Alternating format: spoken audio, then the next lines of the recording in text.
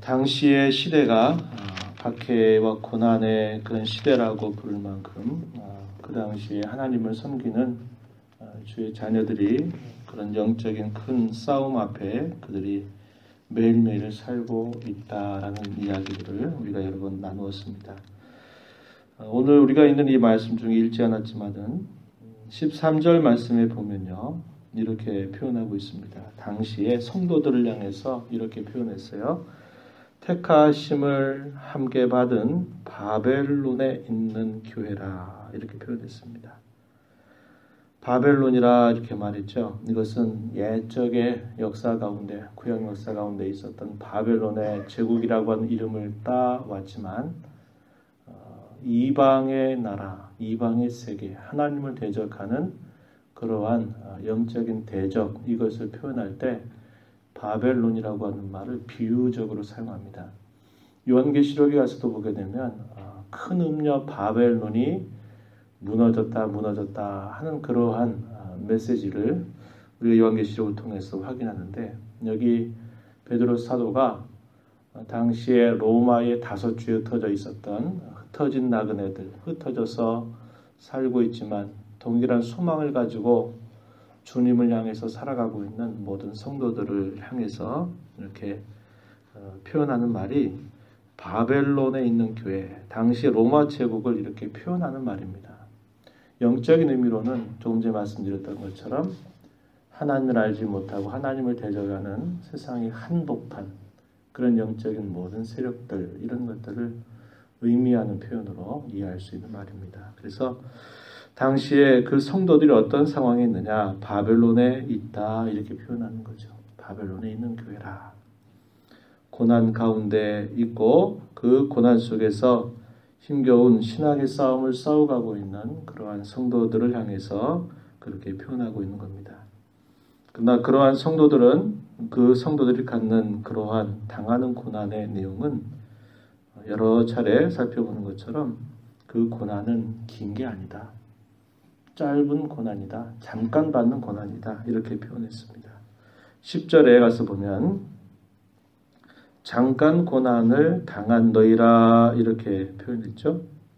잠깐 고난을 당한 너희라, 이렇게 표현했고, 그들은 영원한 영광에 들어갈 자라, 이렇게 또한 표현해주고 있는 겁니다. 동일하게 10절에서 보면 모든 은혜의 하나님 곧 그리스도 안에서 너희를 부르사 자기의 영원한 영광에 들어가게 하신 분, 하시니, 이렇게 표현하고 있습니다. 하나님께서 잠깐 고난을 당한 너희를 친히 온전하게, 굳건하게, 강하게, 털을 견고하게 해 주실 것이다, 이렇게 이야기하고 있는 것입니다.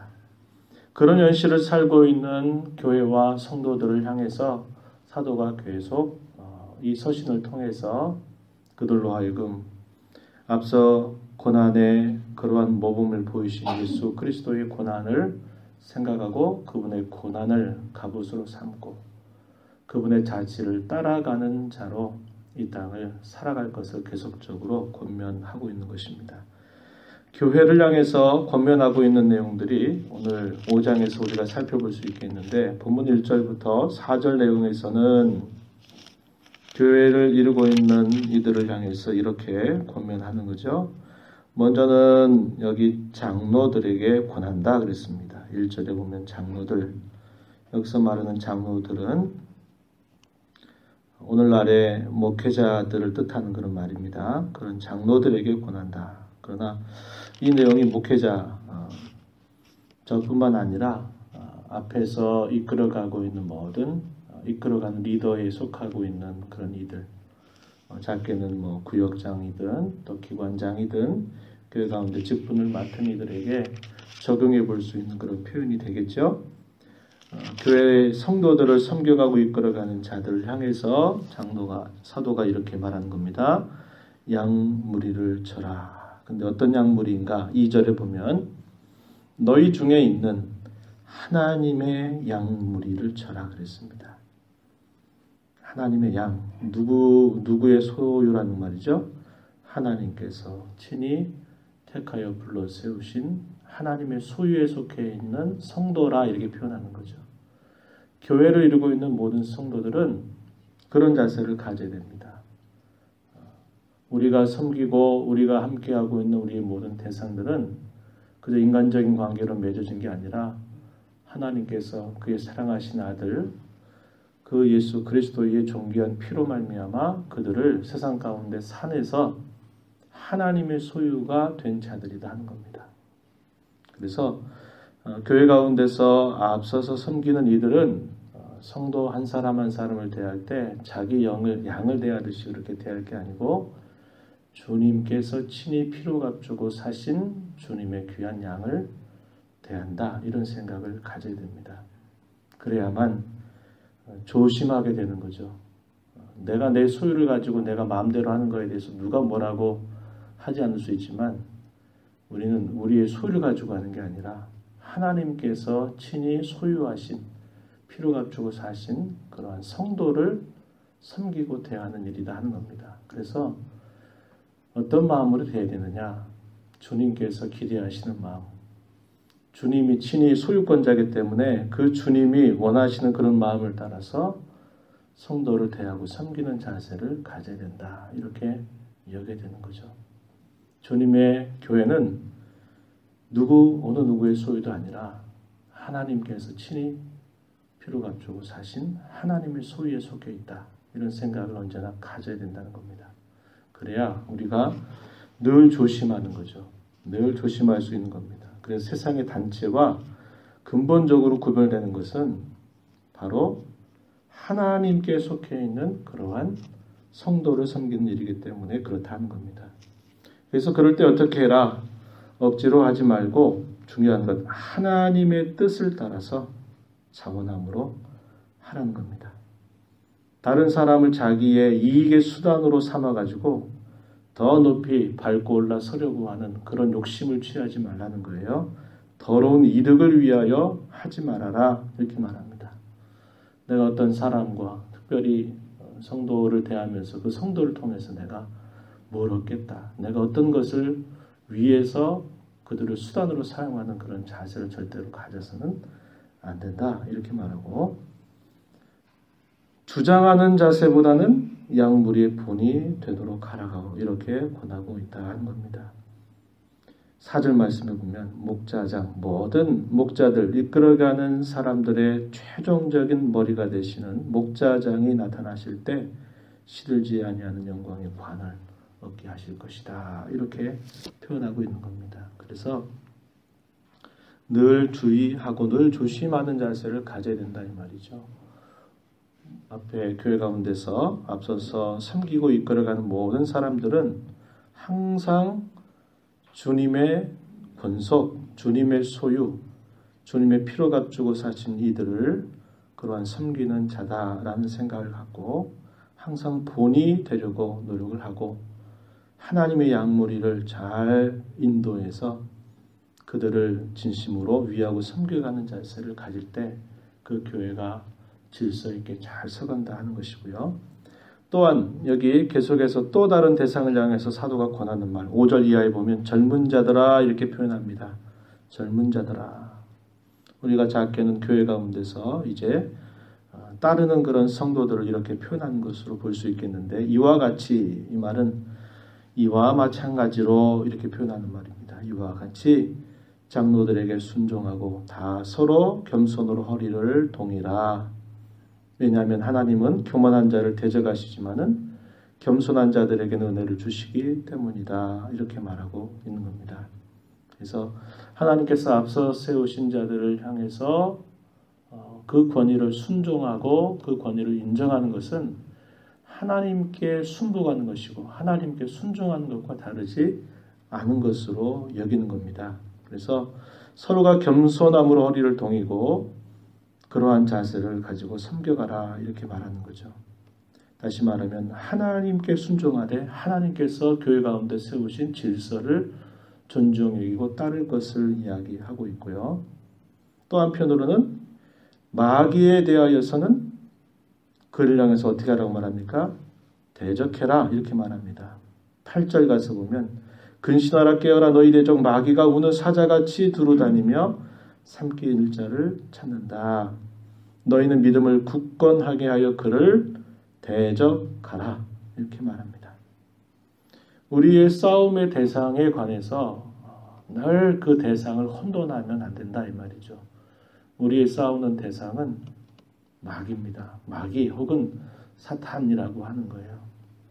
그런데 마귀가 내가 마귀다 하고 나타나는 일은 항상 교회 가운데 없습니다. 어떻게 나타나요? 자기의 정체를 숨기고 나타나는 겁니다. 그래서 우리가 그 사실들을 잘 살피지 못하면 괜히 성도와 성도들끼리 다투고 싸우는 겁니다. 누가 그런 일들을 부추길까요? 사탄이 뒤에서 부추기는 겁니다. 자기의 정체를 싹 숨겨버리고 괜히 별스럽지 않은 일 가지고 성도와 성도가 다투고 싸우게 만드는 거예요. 그래서 교회를 혼란 가운데 빠뜨리는 겁니다. 우리가 그렇게 해서는 안 된다는 거죠. 항상 이런 영적인 그런 분별력을 가지고서 항상 우리의 연약함과 부족함을 틈타서 항상 마귀가 우리를 자기의 정체를 감추고 우리를 향해서 공격해 오는 줄 알고 그런 일이 있을 때마다 더 주의하고 조심해야 된다는 거죠. 깨어 근신해라 이렇게 말하는 겁니다. 우는 사자와 같이 산길자를 두루 찾는 그러한 모습을 가지고 우리에게 달려온다 이렇게 말하는 거죠. 그러면서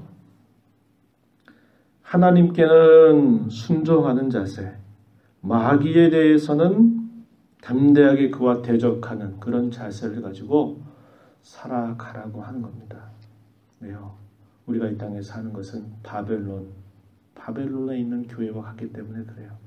이 땅에 살아가는 우리의 삶이 그와 같다는 겁니다. 그저 평탄하게 평안하게 하나님 우리를 살도록 그렇게 하는 게 아니고 우리가 이 땅에서 지상의 교회에 속해 있을 때에는 여전히 끊임없는 그런 영적인 싸움이 우리 가운데 있기 때문에 교회 가운데 세우신 질서를 통해서 겸손하게 하나님께 순종하는 자세 그리고 마귀에 관해서는 대적하는 그런 자세를 가져야 된다고 하는 것이고 하나님의 이러한 말씀 가운데 굳게 서는 자세를 가져야 그런 고난과 어려움과 그런 박해의 시대를 너희 감당할 수 있다 이렇게 이야기하는 겁니다. 오늘 우리가 살고 있는 시대도 방법은 다를지라도 끊임없이 이런 영적인 싸움에 우리가 있다고 하는 사실들을 기억하면서 하나님 말씀에 굳게 서서 교회 가운데 세우신 질서를 존중하게 여기고 영적인 싸움을 잘 싸워가는 우리 모두가 되어야 할 것입니다. 이런 하나님의 은혜가 우리 모두에게 함께하기를 바랍니다. 하나님 아버지 감사합니다. 이 새벽 시간에도 저희들을 일깨워 주셔서 주 앞에 서게 하시고 오늘도 우리에게 생명 주시고 호흡 주신 하나님 앞에 찬송하며 또 하나님의 말씀을 함께 읽고 듣게 하시며 말씀 따라 살고자 이 시간도 기도하며 주 앞에 서게 해주셔서 감사드리옵나이다.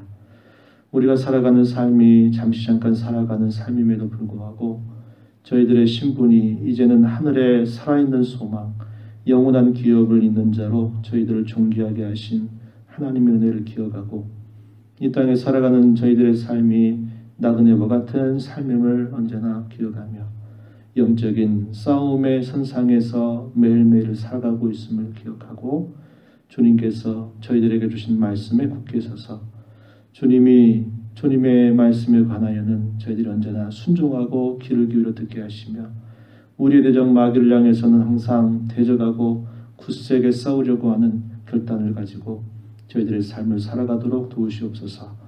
은혜의 보좌 앞에 나와서 이 시간도 우리의 필요와 우리의 도우심을 주 앞에 간구하오니 이 시간도 저희들에게 풍성하신 은혜를 베풀어 주시옵시사. 오늘도 주님과 함께 주님의 영광 위하여 동행하며 살아가도록 인도하여 주시옵소서. 예수님의 귀하신 이름으로 기도드리옵나이다. 아멘.